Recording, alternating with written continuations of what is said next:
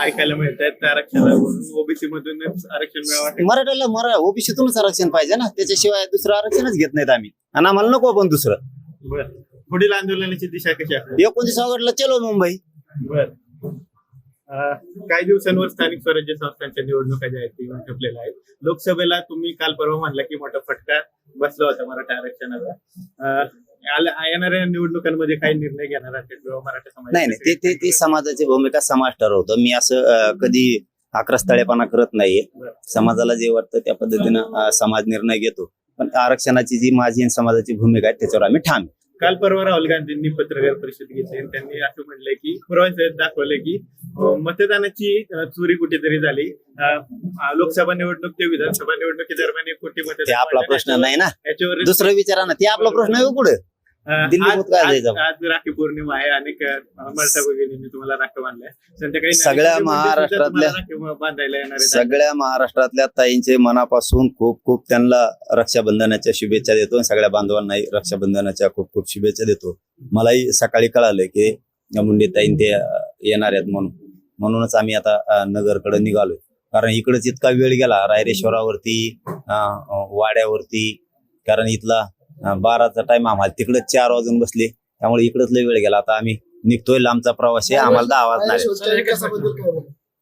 नाही, ते सांगणार ना सरकारला, जे त्यांचा आराखडा आहे त्या पद्धतीनं सगळं सांगणार. आणि महादेव मुंडे हत्या प्रकरण आणि संतोष देशमुख हत्या प्रकरणात न्याय मिळतोय का काय? नाही, बघा, आपलं काम होतं ते आपण केलेलं आहे.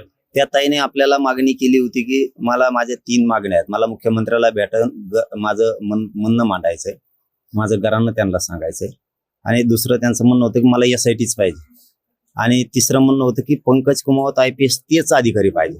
आपण 6 दिवसाच्या 3ही कामं त्यांचे करून दिले.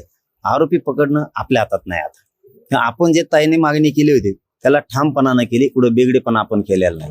किंवा मग नुसतं आहे संघ म्हणून संघ गेलो असतो, आहे संघ म्हणून आपण गेलो असतो, 100% गेलो असतो आपण.